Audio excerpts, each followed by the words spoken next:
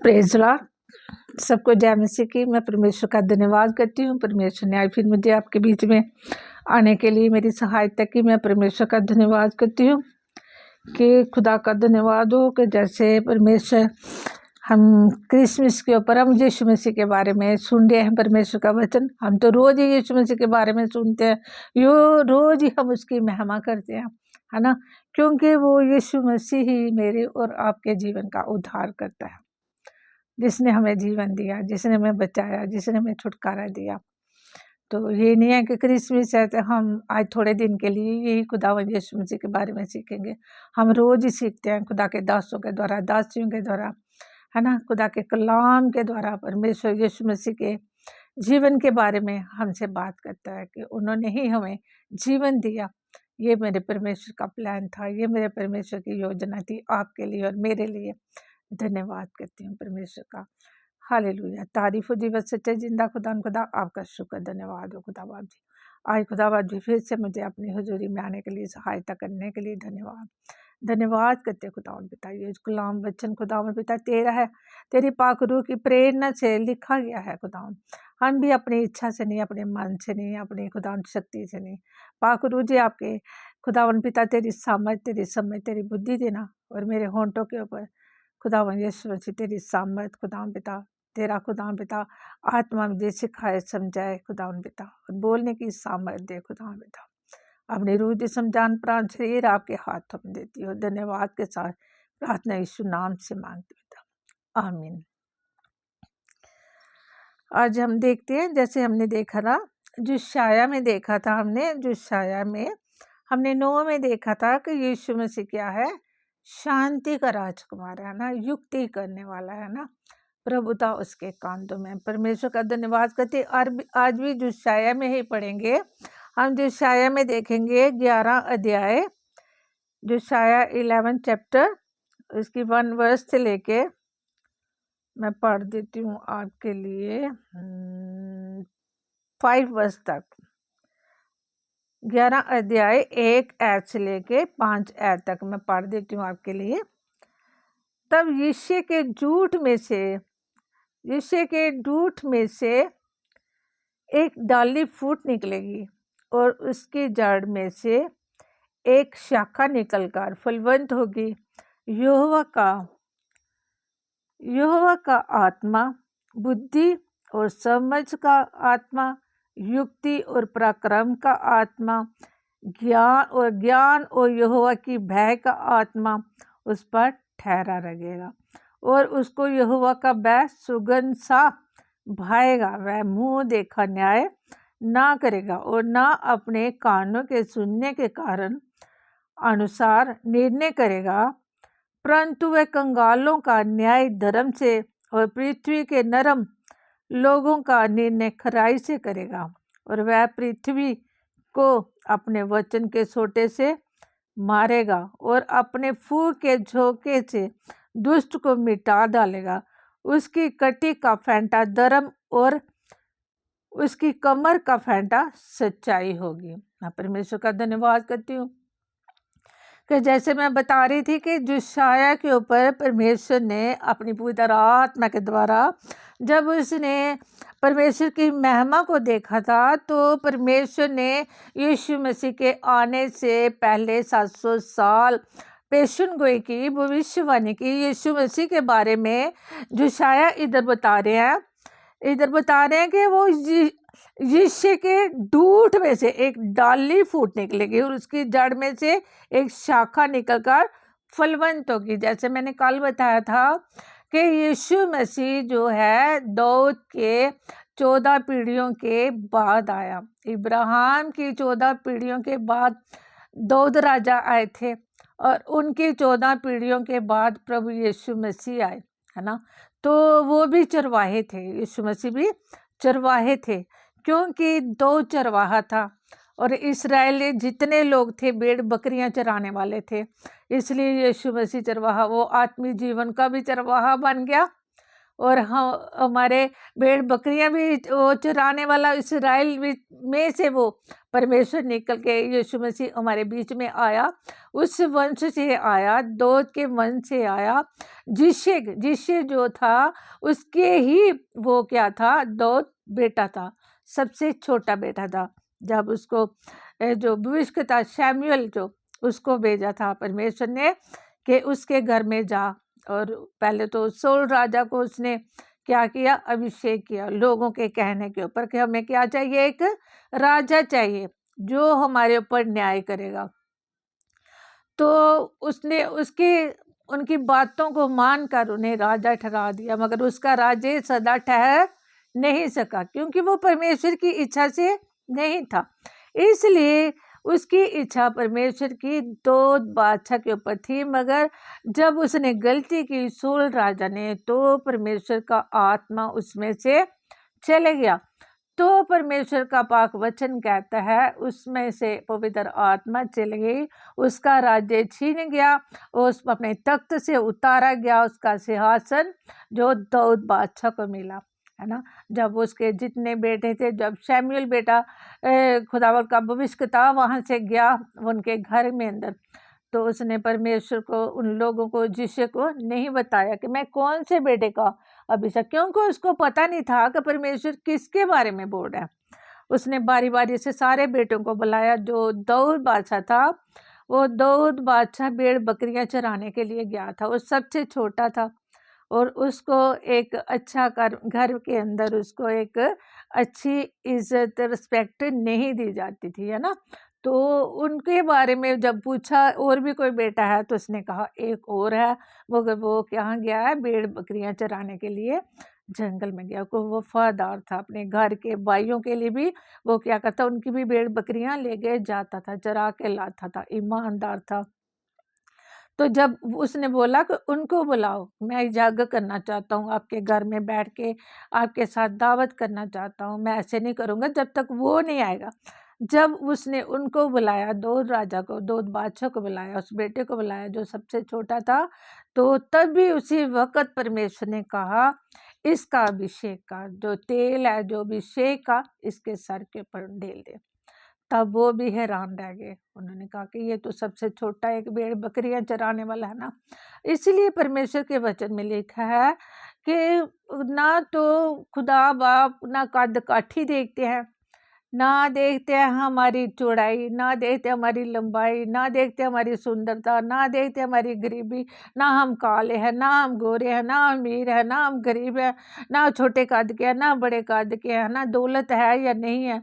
परमेश्वर का आत्मा जिसके ऊपर परमेश्वर का दिल होगा, जिसके ऊपर उसकी दया होगी, परमेश्वर उसी को ही चुन लेते हैं। वो ईमानदार था, अपने घर के अंदर वफादार था, परमेश्वर का धन्यवाद करते।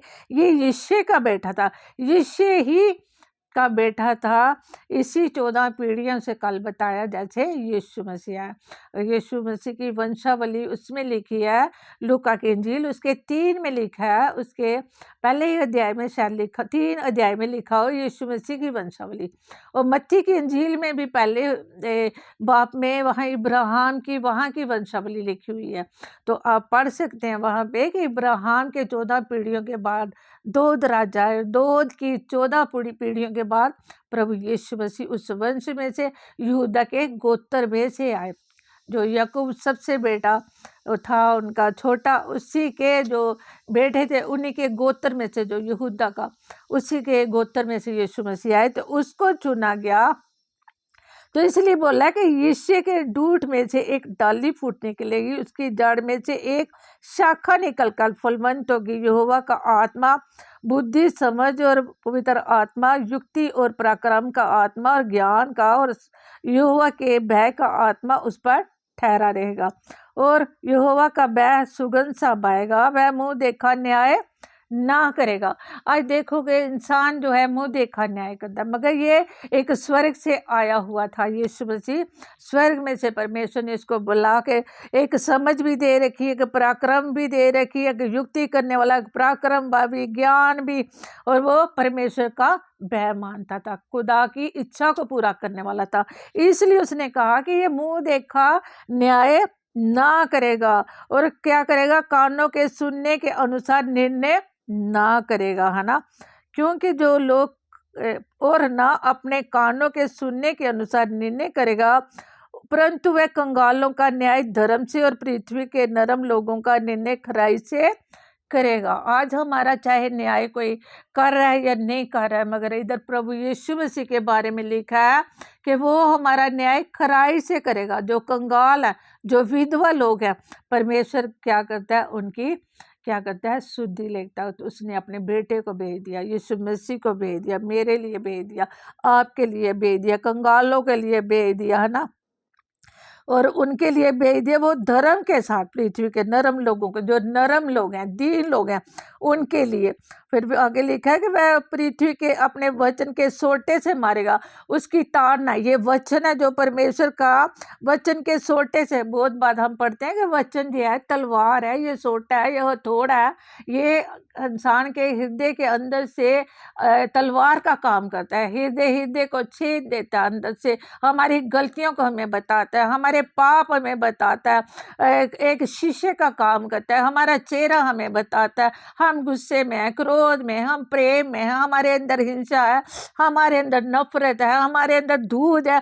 ये सारी बातें हमारे अंदर क्या करता है, परमेश्वर का वचन प्रकट करता है। इसलिए उसने कहा कि वह अपने वचन के सोटे से मारेगा और अपने वचन के फूंक के झोंके से दुष्ट को मिटा डालेगा और दुष्टों को भी क्या करेगा, वो मिटा डालेगा। इसलिए परमेश्वर का कलाम, उसकी कटी का फेंटा धर्म और उसकी कमर का फेंटा सच्चाई होगी।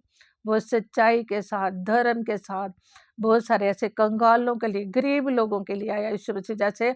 इसीलिए तो उसने क्या किया, चरनी में जन्म लिया, उसने गौशाला में जन्म लिया। उसको किसी ने भी उसको जगह नहीं दी, किसी ने भी उसको रहने के लिए स्थान नहीं दिया। यूसुफ को, माँ मरियम को, कि यीशु की पैदा के समय निकला गया, मगर उनको कहीं भी समय नहीं मिला। परमेश्वर की ओर से वो ऐसी जगह पर उस जन्मा, वो जो राजा का राजा था, वो किस जगह पर उसने स्थान में जन्म लिया, ताकि ऐसे लोग उसके पास आ सके, कंगाल आ सके, गरीब आ सके, और क्या हो से जो लोग लोगों के सताए हुए हैं वो लोग आ सके, पापी उसके नज़दीक आ सके।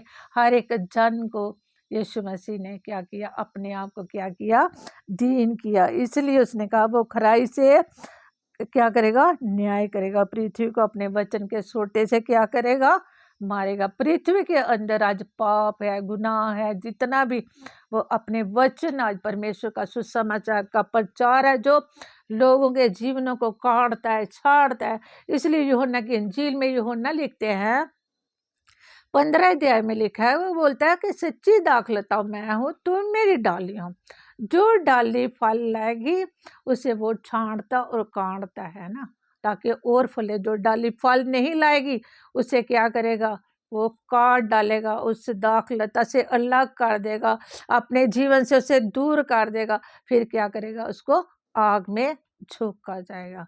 इसी तरह आज मेरे लिए, परमेश्वर के लिए, जैसे हमने कल पढ़ा था जो 6:9 में, वो क्या है, शांति का राजा है। इधर लिखा है शांति का राज्य, शांति का राज्य, उधर लिखा है शांति का राजा। परमेश्वर का इसी जोशाया में हम देखते हैं, परमेश्वर का धन्यवाद करती हूँ मैं। इधर लिखा है जोशाया 51 की देखती हूँ मैं, 7 वर्स 51 अध्याय उसकी 7 ऐस में पढ़ देती हूँ मैं। है धर्म के जानने वालों, जिनके मन में मेरी व्यवस्था है, तुम कान लगाकर मेरी सुनो। मनुष्यों की नामधराई से मत डरो और उनके निंदा करने से विश्वत मत ना हो, क्योंकि दुन उन्हें कपड़े के समान और कीड़ा उन्हें उनके समान खाएगा। परंतु मेरा धर्म अनंत काल तक और मेरा उद्धार पीढ़ी से पीढ़ी तक बना रहेगा। जिसने भी उद्धार पा लिया ना, यीशु को जान लिया ना, तो यीशु का उद्धार, इधर खुदा का पाक वचन कह रहा है यीशु मसीह के बारे में कि वो उसका उद्धार सदा अनंत काल तक बना रहेगा। यीशु मसीह को पहनने का मतलब है, पाने का मतलब है, अपने जीवन में लेने का मतलब है, उसके आज्ञा को मानने का, उसको आदर देने का मतलब है कि अनंत काल का उद्धार आपको मिल जाएगा। फिर वो छोड़ने वाला आपको नहीं है। जब करो लोगों से मत डरो, है ना। तुम कान लगाकर मेरी सुनो, मनुष्यों की नामधराई से मत डरो। कल जैसे हमने पढ़ा था, स्वर्गदूतों ने क्या किया, उनको बोला, जो थे गडरी थे उनको भी बोला कि मत डरो, है ना। जाके क्या करो, सुसमाचार के जाके उसका सजदा करो, फिर जाके लोगों के बीच में सुसमाचार का प्रचार और आनंद करो, आनंद करो, है ना। और वो स्वर्गदूत पृथ्वी के जाके ऊपर महिमा करने लगे। उन्होंने, स्वर्गदूत ने मरियम से भी, खुदा की माँ से भी बोला, मत डर, तुझ पर परमेश्वर का अनुग्रह हुए। और यूसुफ को जो सपना दे के बोला, मत डरो, है ना, कि ये परमेश्वर की ओर से, पवित्र आत्मा की ओर से, इसके गर्भ में पवित्र आत्मा के द्वारा हुआ, क्योंकि मनुष्य थे ये तो नहीं उत्पन्न हुआ, मगर ये पवित्र आत्मा के द्वारा। इसलिए तुझे छोड़ने की, क्योंकि उसने मन के अंदर विचार किया था, मैं इसको चुपके से छोड़ दूंगा, क्योंकि इसको वो बदनाम नहीं करना चाहता था। इसलिए स्वर्गदूत ने क्या किया, दर्शन दिया। यूसुफ को भी सपने में दर्शन दिया, और इनके तो सामने आके खड़े हो गए, माँ मरियम के भी और गडेरियों के भी। इधर खुदा का प्रकाशन, जो पवित्र आत्मा ने, जो इसको महिमा इसने देखी थी पवित्र आत्मा के द्वारा, इसके अंदर यीशु मसीह के बारे में कह रहा है कि तुम मनुष्यों के मत डरो, है ना। पवित्र आत्मा क्या कर रहा है, जो शाया को हमारे लिए, मेरे लिए, आपके लिए ये भविष्यवाणी कर रहा है, क्योंकि यीशु मसीह का उद्धार अनंत काल का उद्धार है।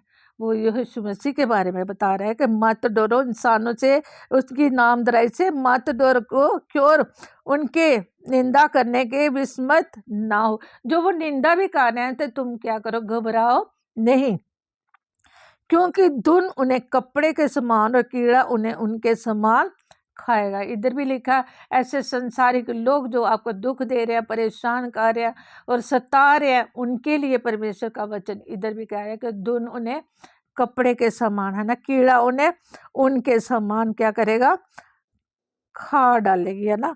और परंतु मेरा धर्म अनंत काल तक, मेरा उद्धार पीढ़ी से पीढ़ी तक बना रह गया। ऐसे लोगों को उद्धार मिलने वाला नहीं, मगर मेरा उद्धार पीढ़ी से पीढ़ी तक बना रहेगा। जितनी भी हमारी आगे पीढ़ियां आएंगी, हमारे वंश के चलेंगी, यीशु का उद्धार कभी भी खत्म नहीं होगा, अनंत काल तक बना रहेगा। वो वफादार रहेगा अपने उस काम में, अपने उस उद्धार में, अपने उस अपने उस वायदे में वो वफादार रहेगा कि मैं तुम्हारा उद्धार करूंगा, अनंत काल का मैं परमेश्वर हूँ, मैं पीढ़ी से पीढ़ी तक मेरा उद्धार जो है बना रहेगा। आई परमेश्वर यीशु मसीह एक दिन का परमेश्वर, हमें धन्यवाद करना है कि 12वां महीना भी परमेश्वर ने हमें दिया। आज हम क्रिसमस का महीना, ये हम खुशी कर रहे हैं। हम बहुत सारे लोग आज क्रिश्चियन मतलब मसीह लोग जो हैं, हर जगह बहुत एंजॉय कर रहे हैं, बहुत खुशी हो रही है कि परमेश्वर अपने लोगों को इसी तरह खुश रखे, हमेशा खुश रखे, इसी तरह हर दिन वो एंजॉय करते रहें। क्योंकि बहुत सारे दुख, बहुत सारे सताव में, बहुत सारी गरीबियों में दुष्ट क्या करता है, मसीह लोगों को ऐसे एक दुष्टों के हाथ में क्या करता है, उनको वश में जब वो आ जाते हैं तो वो क्या करते हैं, फिर निराश हो जाते हैं, परेशान हो जाते, एंजॉय नहीं कर पाते।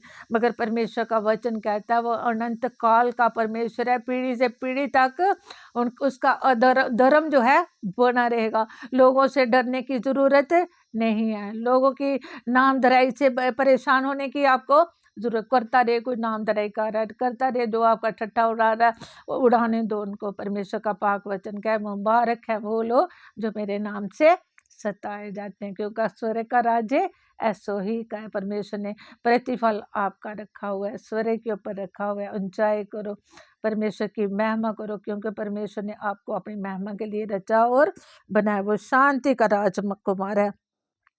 बुंजा में भी कहता है, बुंजा चैप्टर में है, सिय्योन जाग जाग अपना बल धारण कर, पवित्र नगर यरूशलेम अपनी शोभा माने वस्त्र पहन ले, क्योंकि तेरे बीच खतना रहित और शुद्ध लोग फिर कभी प्रवेश ना करेंगे। अपने ऊपर से धूल झाड़ दे, है यरूशलेम उठो, सिय्योन की बंदी बेटी अपने गले के बंधन खोल दे, क्योंकि यहोवा यूं कहता है, तुम जो सेत में बिक गए थे, इसलिए आप बिना रुपये दिए छुड़ाए भी जाओगे। प्रभु यहोवा जो भी कहता है, मेरी प्रजा पहले तो मिस्र में परदेसी होकर रहने गई थी, पर अब उसको छुड़ा लिया गया। मैं परमेश्वर का धन्यवाद, हम छुड़ाए हुए लोग हैं। विश्वास करने की ज़रूरत है कि हम छुड़ा लिए गए, हम उन पापों से छुड़ा लिए गए, हम उन शरापों से लिए गए, हम उस जो भी हमारे अंदर आज भी देखिए, अगर परमेश्वर दिन प्रतिदिन पवित्र आत्मा आपसे बात कर रहा है।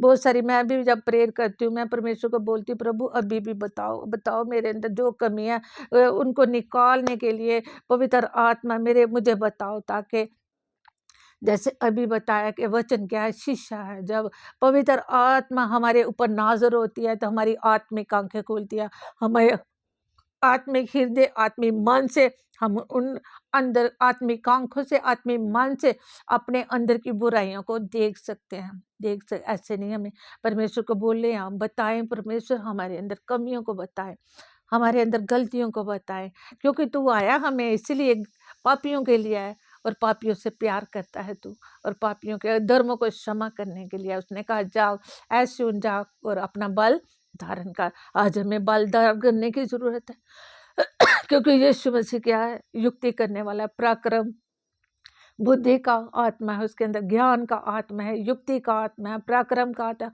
और समझ और बुद्धि और पराक्रम के साथ, युक्ति के साथ वो परमेश्वर का क्या करेगा, न्याय करेगा, धर्म के साथ करेगा, अपने वचन के सोटे से मारेगा ऐसे लोगों को आज जो सता रहे हैं, दुख दे रहे हैं। और धन्यवाद करो, उनके लिए प्रार्थना करो, परमेश्वर उनको भी तू, उनके ऊपर भी क्या कर, तू ध्यान कर। आज जैसे पूरे विश्व में क्या है, क्रिसमस एंजॉय किया जा रहा है, सुसमाचार का प्रचार किया जा रहा है। बहुत सारे लोग प्रभु में डरते हैं, नहीं आते, सामने नहीं आते, उनको अपने रिश्तेदारों का डर है, उन्हें अपने बलादरी का डर है, उनको अपने धर्म का डर है, हमें क्या कुछ छोड़ना पड़ेगा। मगर जिस यीशु मसीह ने मेरे लिए, आपके लिए स्वर्ग छोड़ दिया, अपना तख्त छोड़ दिया, अपने आप को फिलिपियों में देखते हैं ना हम, उसने शून्य बन गया, अपने लिए सब कुछ उसने छोड़ दिया। तो मुझे अगर आपको थोड़ा सा त्याग करना पड़ेगा, उसके लिए वो अनुग्रह देगा, ऐसे हम छोड़ नहीं पाएंगे। वो आपको बल देगा, वो आपको सामर्थ्य देगा, वो आपको शक्ति देगा, वो आपको ताकत देगा। आप खुद ब खुद उन लोगों से दूर होते जाओगे, आपका मन उनसे उठता जाएगा, ऐसी चीज़ों से उठता जाएगा, ऐसे अभिलाषों से उठता जाएगा, आप दूर होते जाओगे, परमेश्वर के पास आते जाओगे। जितना उसके पास आओगे उतना ही दुनियादारी की चीज़ों से आप दूर होते जाओगे, क्योंकि परमेश्वर का राज्य आपके बीच में आ गया, आपके बीच में यीशु का राज्य। आज स्वर्ग के ऊपर नहीं, पृथ्वी के ऊपर नहीं, बल्कि मेरे और आपके अंदर है खुदा का राज्य। आनंद के साथ, खुशी के साथ, शांति के साथ, प्रेम के साथ परमेश्वर के नाम की बढ़ाई करने के, मेरे परमेश्वर का धन्यवाद करती हूँ जिसने अपने बेटे को मेरे लिए और आपके लिए भेज दिया। धन्यवाद करती हूँ, मैं आपके लिए प्रेयर करती हूँ इन वचनों के साथ। Hallelujah, hallelujah, hallelujah. धन्यवाद, धन्यवाद, धन्यवाद करते पिता परमेश्वर, आपका शुक्र, आपकी तारीफ करते खुदा बाप जी। धन्यवाद पवित्र पवित्र पवित्र पवित्र पवित्र परमेश्वर, आपकी तारीफ हो, आपकी तारीफ हो, आपकी तारीफ हो ईश्वर जी। धन्यवाद करते खुदा पिता, इन सुंदर वचनों के लिए तेरा धन्यवाद, इन सुंदर वचनों के लिए तेरा धन्यवाद, इन सुंदर वचनों के लिए तेरा धन्यवाद करते खुदा पिता। आप राजों के राज हैं खुदावन खुदा, आप प्रभु के प्रभु है खुदावन खुदा। हालेलुया, प्रेज ला, प्रेज ला, प्रेज ला, प्रेज ला। धन्यवाद करते खुदा पिता, धन्यवाद करते खुदा यीशु राजा, पृथ्वी के ऊपर आए, मेरे लिए आए खुदा, इस जगत के लिए आए यीशु मसीह जी, उद्धार करने के लिए आपने इसलिए कहा योना की 3:16 में, मैं पूरे जगत के लिए अपने बेटे को तूने भेज दिया। हालेलुया, जो कोई पर विश्वास करे हलाक ना बल्कि अनंत जीवन पाए। हालेलुया, हालेलुया खुदा पिता, वो जीवन जो नहीं पाएगा अपने वचन के सोटे से तू उनको मारेगा। हालेलुया, एक दिन न्याय का दिन आएगा, तू धर्म के साथ न्याय करेगा खुदा, खराई के साथ मुंह देखा न्याय नहीं करेगा। हालेलुया, क्योंकि युक्ति का आत्मा है खुदा पिता, पराक्रम का आत्मा है आपके अंदर, ज्ञान का आत्मा है, समझ का आत्मा है। हालेलुया, ओ राही रावान दिगिरे ना दिगांडा ना ना, इंसान नहीं है जो मुंह देखा न्याय करे। हालेलुया, पक्षपात करे। हालेलुया, रिखांदरे रबाजीसा, तू धर्म के साथ, खराई के साथ न्याय करने वाला परमेश्वर। आज खुदा पिता, जो भी तेरे लोग दुखों में है, क्लेशों में, परेशानियों में, बीमार है खुदा पिता, यीशु नाम से खुदा पिता परमेश्वर, यीशु जी आप देख रहे हैं खुदा पिता, देख रहे हैं, आप देख रहे हैं खुदा पिता, खराई से न्याय करने वाले, धर्म से न्याय करने वाले खुदा, अपने लोगों की ओर दृष्टि करने वाले, आज खुदा यीशु राजा उन्हें उठाए खड़ा करे, उनके हक के लिए खुदा यीशु राजा आप न्याय करे खुदा पिता। न्याय करे। Hallelujah hallelujah. तेरे नाम की महिमा होने पाए